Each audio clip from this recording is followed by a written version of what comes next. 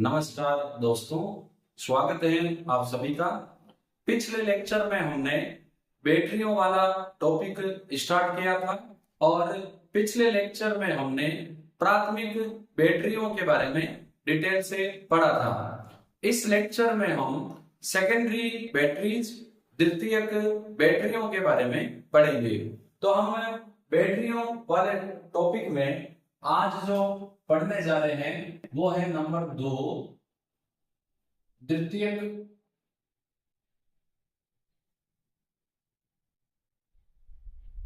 बैटरियां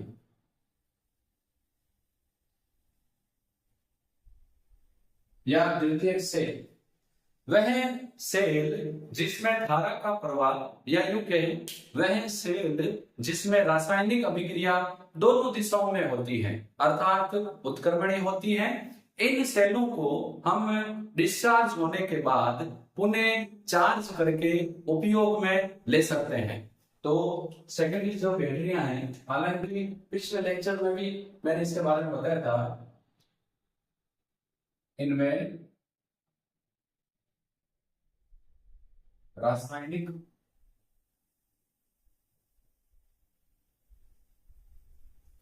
अभिक्रिया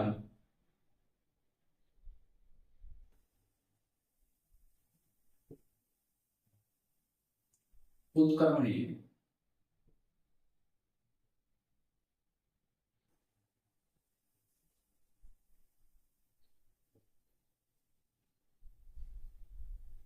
होती है,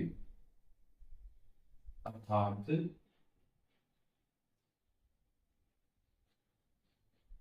डिस्चार्ज होने के बाद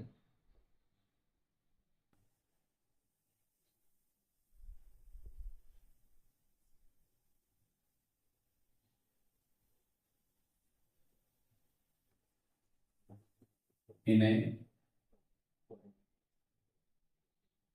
पुनः चार्ज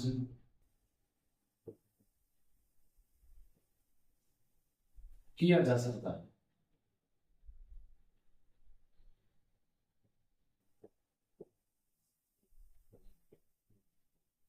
प्राथमिक बैटरियां वह बैटरियां होती हैं जिनमें रासायनिक अभिक्रियाएं एक ही दिशा में होती हैं और उन्हें डिस्चार्ज होने के बाद हम उन्हें चार्ज करके उपयोग में नहीं ले सकते हैं। एक बार अगर सेल डिस्चार्ज हो गया तो उसको हमें फेंक नहीं पड़ता है, नया सेल हमें काम में लेना पड़ता है। लेकिन सेकेंडरी बैटरियों में ऐसा नहीं है, रासायनिक अभिक्रिया दोनों दिशाओं में उत्क्रमणीय होती है। अगर सेल डिस्चार्ज हो गया तो उसे पुनः हम चार्ज करके उपयोग में ले सकते हैं। द्वितीयक सेल या बैटरियों के एग्जाम्पल हैं सीसा संचयक सेल और नंबर 2 निकल कैडमियम सेल। इन सेलों की जब हम अभिक्रिया को पढ़ेंगे तो अभिक्रिया को हम 2 पार्ट में पढ़ते हैं। पहले डिस्चार्जिंग अभिक्रिया, जब हम सेल को काम में लेते हैं, और उसके बाद उसकी ठीक विपरीत चार्जिंग अभिक्रिया, जब हम सेल को चार्ज करते हैं। तो नंबर 1 इसमें एग्जाम्पल में हम ले रहे हैं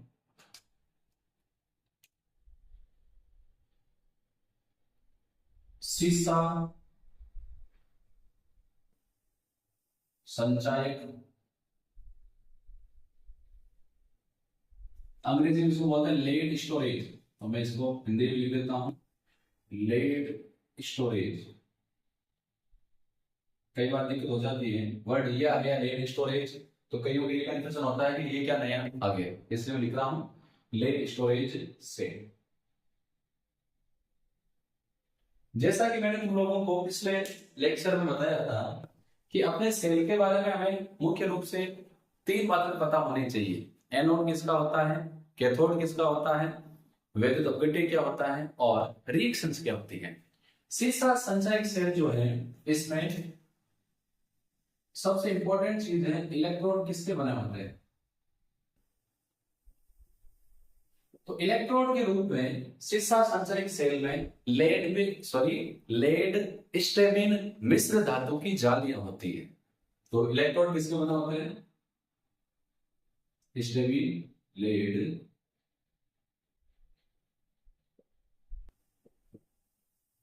या एनसीईआरटी में मिश्र धातु नाम से मेंशन नहीं है तो हम इसको ऐसे ही कर लेते हैं लेड स्ट्रेबिन की जालियां होती हैं।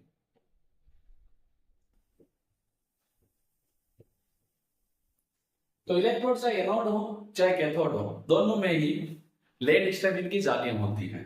अब यदि हम एनोड बनाना चाहें तो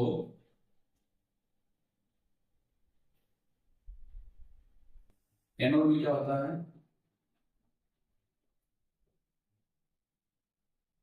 लेड स्टेबिन की जाली में जो नेट है उसमें spongy lead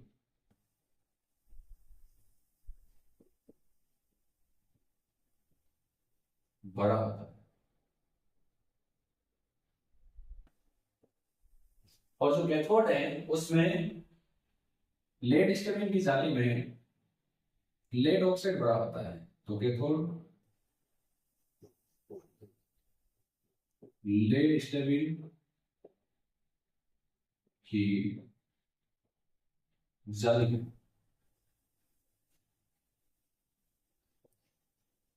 PbO2 lead oxide बड़ा होता है। तो इन शॉर्ट हम कह सकते हैं कि जो एनोड है किसका है, लेड का, कैथोड है वो किसका है, लेड ऑक्साइड का। वैद्युत की बात करें,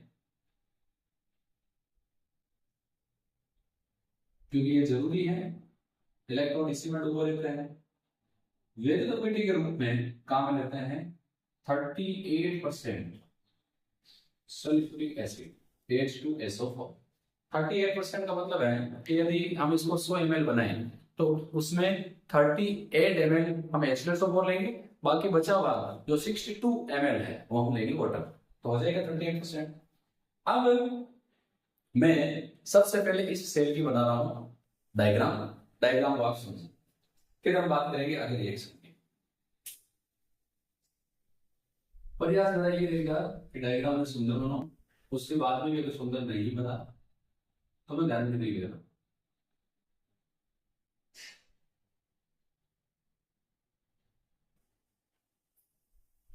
हालांकि ज्यादा गंदा भी नहीं बनाऊंगा, क्योंकि मैं भी BSc बायो का स्टूडेंट रह चुका हूँ, और जो बायो के स्टूडेंट होते हैं उनको डायग्राम बनाने में महारत होती है। ये हो गया, इसमें वो डाल देते हैं।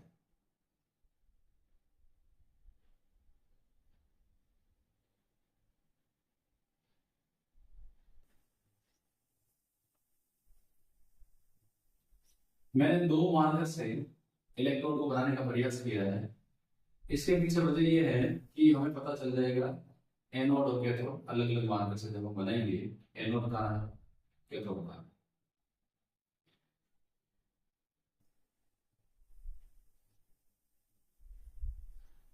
लाइन थोड़ी तिरछी जा रही है,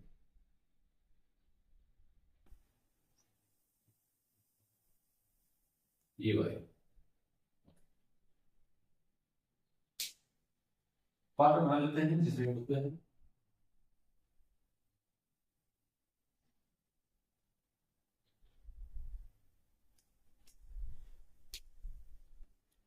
रेड मार्कर, अच्छा वगैरह काम हो गया।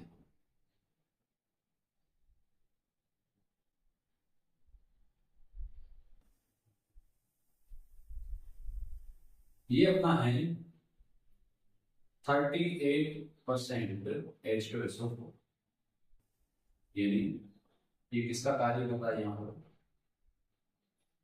वैद्युत।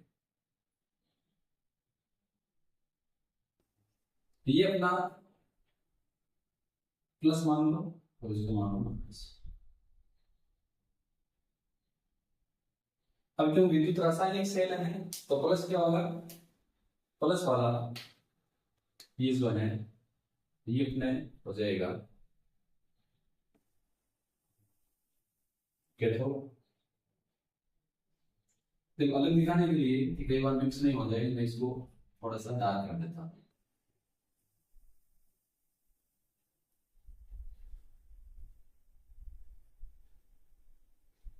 तो ये जो अपना प्लस वाला है ये कैथोड है, और कैथोड किसका होता है?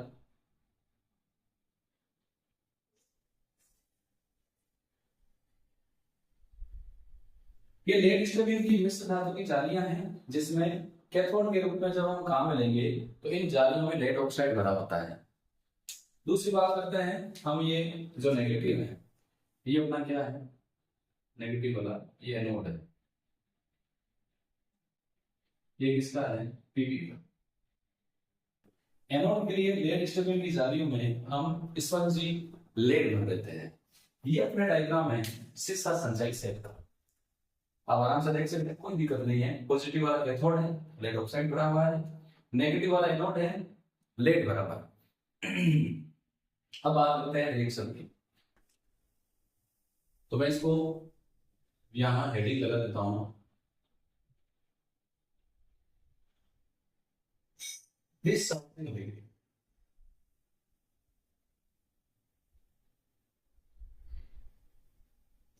ये डिस्चार्ज अबिलिटी तब होगी जब हम सेल को काम में लेंगे। तो देखो रिएक्शन क्या होगी। सबसे पहले हम बात कर रहे हैं एनोड वाले रिएक्शन। एनोड पर हमेशा क्या होता है? ऑक्सीजन।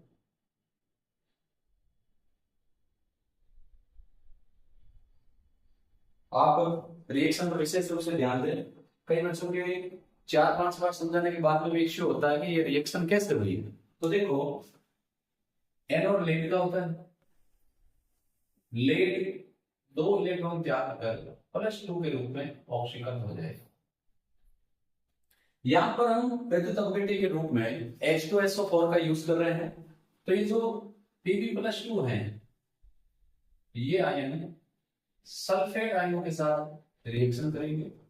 जो H2SO4 है उसमें सल्फेट आयन है और इसके साथ जुड़कर बना लेगा लेड सल्फेट PbSO4।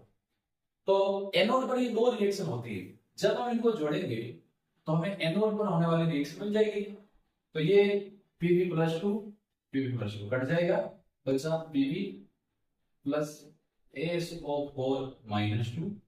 ये रिएक्शन करके बना रहा है लेड सल्फेट PbSO4 और साथ में कितने इलेक्ट्रॉन होते हैं। तो ये रिएक्शन अपने एनोड वाले रिएक्शन होगी। अब हम लेते हैं कैथोड वाले रिएक्शन।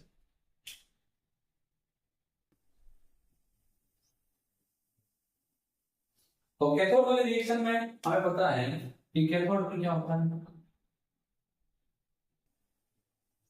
अपचयन होता है।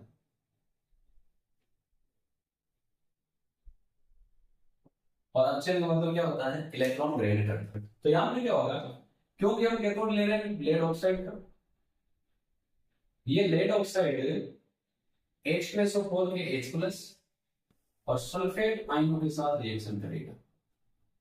H2SO4 में H+ भी है, सल्फेट भी है।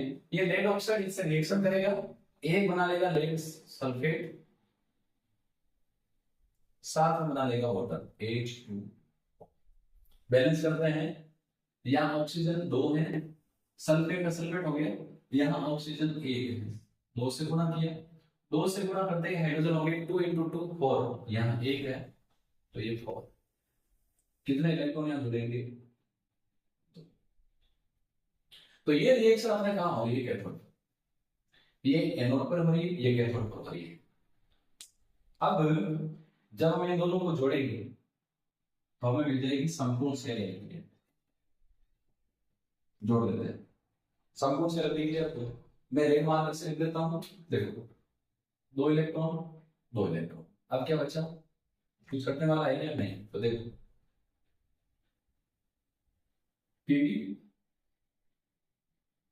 PbO2 lead oxide. अब देखो सल्फेट 1 और 2 सल्फेट और 4 H+। 4 H+ जो है इसको हम ऐसे लिख सकते हैं 2H2। तो दोस्तों H2 और 2 सल्फेट मिलकर कितने H2SO4 बनाएंगे? 2। तो यहां पर हम लिख देते हैं 2H2SO4 साइन हो गया। ये समझ में आ गया होगा। 4 H+ को हम लिख सकते हैं, 4 H+ को हम लिख सकते हैं 2H2, 2 हाइड्रोजन के मॉलिक्यूल। अब जब ये 2 सल्फेट के मॉलिक्यूल से मिलेंगे तो 2 H2SO4 बन जाएंगे। यहाँ तो वो भी PbSO4 PbSO4 2 PbSO4 और 2 जेल के। ये डिस्चार्जिंग की संपूर्ण सेल अभिक्रिया है, कोई दिक्कत नहीं होना चाहिए। इसको बंद कर देते हैं।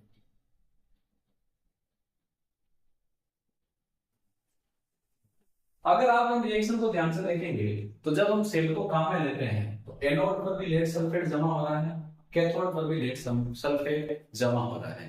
तो सेल की डिस्चार्जिंग अभिक्रिया में प्लेटों पर, प्लेट क्या, कैथोड और एनोड, लेड सल्फेट बनता है जो प्लेटों पर जमा होता रहता है। इसीलिए एक निश्चित समय के बाद, हालांकि जो लेड सल्फेट है जो इलेक्ट्रोडों पर जमा हो रहा है, इसका अधिकांश भाग चार्जिंग अभिक्रिया में प्रयुक्त हो जाता है, लेकिन फिर भी इसका कुछ भाग प्लेटों पर जमा होता रहता है। इस प्रक्रिया को प्लेटीकरण कहते हैं। जब इसकी मात्रा अधिक हो जाती है तो सेल कार्य करना कम कर देता है, बंद कर देता है और सेल को बदलना पड़ता है। तो मैं ये लिख देता हूं, सवाल पूछा जा सकता है प्लेटीकरण क्या है। प्लेटीकरण क्या करेगा,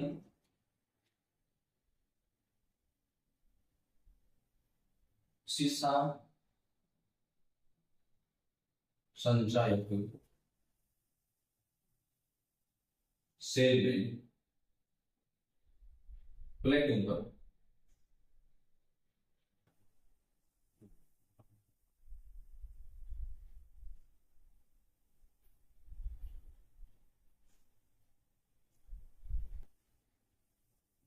या यहां पर इलेक्ट्रोड लगे,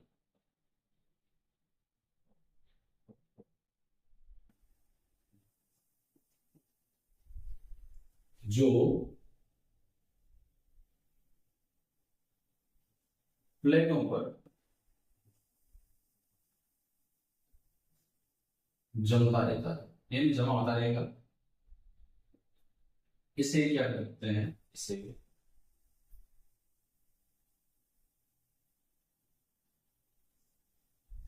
प्लेटीकरण कहते हैं।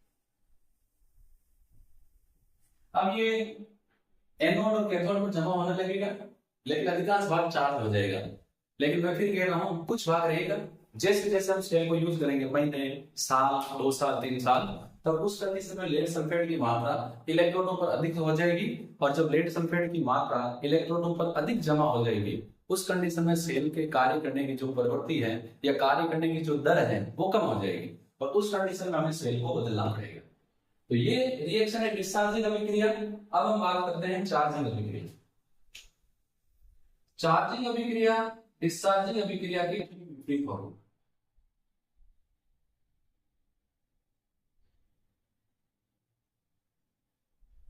चार्जिंग अभिक्रिया तब काम आएगी जब सेल डिस्चार्ज हो गया है और उसे हमें पुनः चार्ज करना है। उस कंडीशन में जो चार्जिंग अभिक्रिया है डिस्चार्जिंग अभिक्रिया की ठीक विपरीत होगी। देखो, इसको हम आराम से लिख सकते हैं। अब ये जो एनोड है पहला वाला, ये बन जाएगा कैथोड।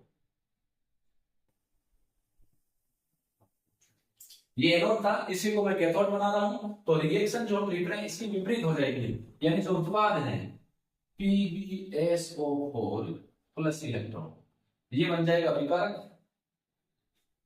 यानी एनोड को बना दो कैथोड, कैथोड को बना दो एनोड, और रिएक्शन को कर दो उल्टी।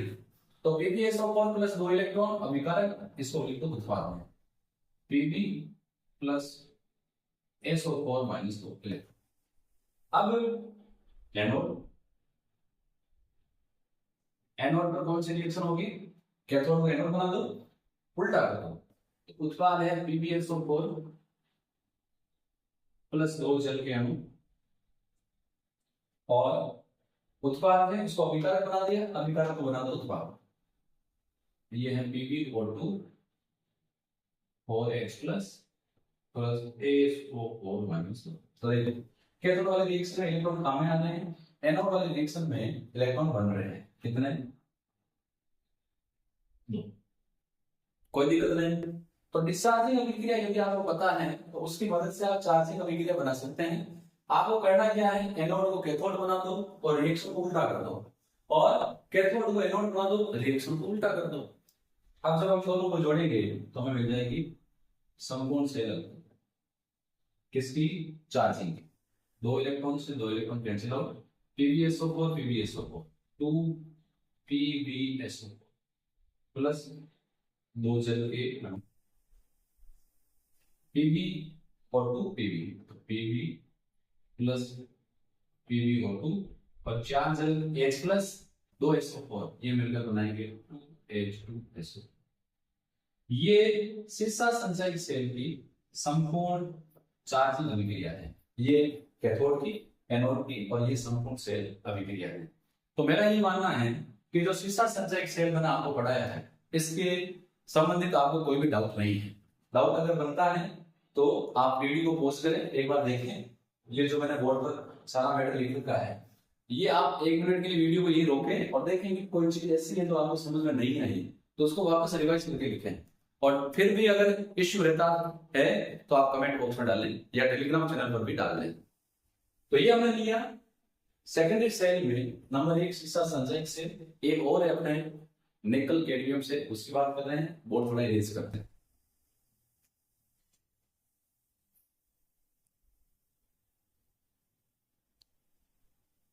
अब हम द्वितीय कैडमियम में जो सेकंड एग्जांपल है वो ले लेते हैं निकल कैडमियम सेल। देखो निकल कैडमियम जो सेल है, इसकी वर्किंग कैपेसिटी सीसा संचयक सेल की तुलना में ज्यादा है, लेकिन इसको बनाने में खर्च ज्यादा लगता है, लागत इसकी ज्यादा है। निकल कैडमियम सेल में एनोड, देखो मानक अवचयन विभव के क्रम में रेफरेंस पर जो हमने श्रेणी बनाई थी विद्युत रासायनिक श्रेणी, उसमें जो कैडमियम है ये निकल से नीचे है, तो कैडमियम नीचे है तो एनोड किसका होगा? कैडमियम का। क्या हो रहा है? कैथोड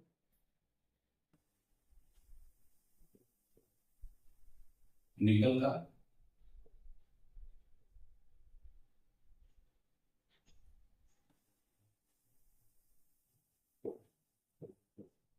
वैद्युत अपीटी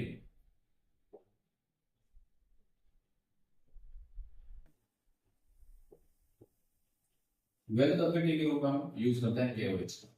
बोर्ड परीक्षा 2025 में इसका डायग्राम पूछा गया था और एनसीईआरटी बुक में इसका डायग्राम बहुत गंदा बनाया हुआ है, पता ही नहीं चलता। पूछने वाले ने किस हिसाब से पूछा है उसको भगवान जाने और वो जाने। यदि हम इस सेल के डायग्राम की बात करें तो देखो एनसीईआरटी बुक में इतना सा ऐसे बना हुआ, ये रोड है, ये सिलेंडर सेल है, ठीक है, ऐसा कुछ, और फिर ऐसे अलग अलग परतें बनी होंगी, पहली परत, दूसरी परत और तीसरी परत, ऐसे अलग अलग परतें बनी हुई है।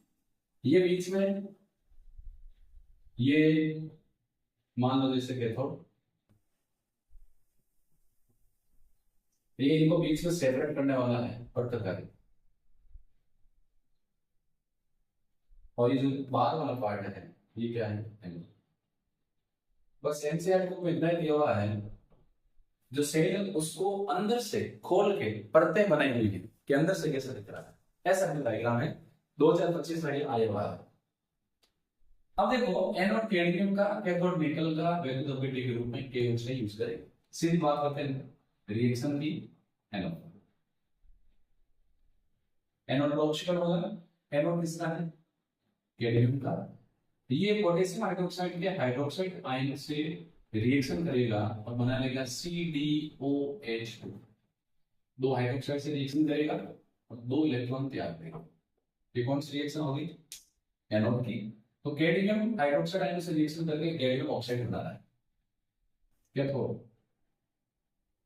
अब कैथोड की जो रिएक्शन है उसमें थोड़ा सा वेरिएशन है, अलग अलग बुक वाले अलग अलग दे रहे हैं। निकल हाइड्रोक्साइड NiOH3 ये इलेक्ट्रॉन ग्रहण करेगा और बनाएगा NiOH2 प्लस हाइड्रोक्साइड। अब जब हम दोनों रिएक्शन को जोड़ेंगे तो हमें संपूर्ण सेल अभिक्रिया बन जाएगी। इस इक्वेशन को और इस इक्वेशन को अगर हम कंपैरिजन करें तो यहाँ पर इलेक्ट्रॉन है एक, यहाँ पर दो, तो इस नीचे वाली जो रिएक्शन है इसको हम 2 से गुणा कर देंगे। अब जोड़ेंगे क्या मिलेगा, देखो ये OH एक है, 2 से गुणा करते हैं 2, OH से OH कट आउट। एक इलेक्ट्रॉन को 2 से गुणा किया 2 इलेक्ट्रॉन, 2 इलेक्ट्रॉन से 2 इलेक्ट्रॉन कट आउट। अब देखो रिएक्शन क्या बनेगी, Cd कैडमियम प्लस निकल हाइड्रोक्साइड, कितना 2, क्योंकि 2 से गुणा कर रखा है। ये है अपना CdOH2 प्लस NiOH2, लेकिन ये भी कितना है 2, क्योंकि हमने इसको 2 से गुणा। तो ये निकल कैडमियम सेल जो है उसके एनोड पर होने वाली अभिक्रिया, ये कैथोड पर होने वाली अभिक्रिया और ये संपूर्ण सेल अभिक्रिया, आप इन रिएक्शन को जरूर ध्यान रखें। एनसीईआरटी बुक में संपूर्ण सेल अभिक्रिया दे रखी है, ना एनोड पर होने वाली अभिक्रिया दे रखी है, ना कैथोड पर होने वाली अभिक्रिया दे रखी है। लेकिन समझाने के लिए मैंने आपको इन दोनों रिएक्शन को यहाँ पर लिया है ताकि आपकी समझ में आसानी से आ जाए। तो यहाँ पर अपने द्वितीयक बैटरियों वाला टॉपिक भी समाप्त होता है, यानी बैटरियों वाला टॉपिक जिसमें प्राथमिक बैटरियां, द्वितीयक बैटरियां यहाँ पर समाप्त होती है। नेक्स्ट वीडियो में हम ईंधन सेल, फ्यूल सेल के बारे में पढ़ेंगे। हम फिर मिलेंगे नेक्स्ट वीडियो में। धन्यवाद।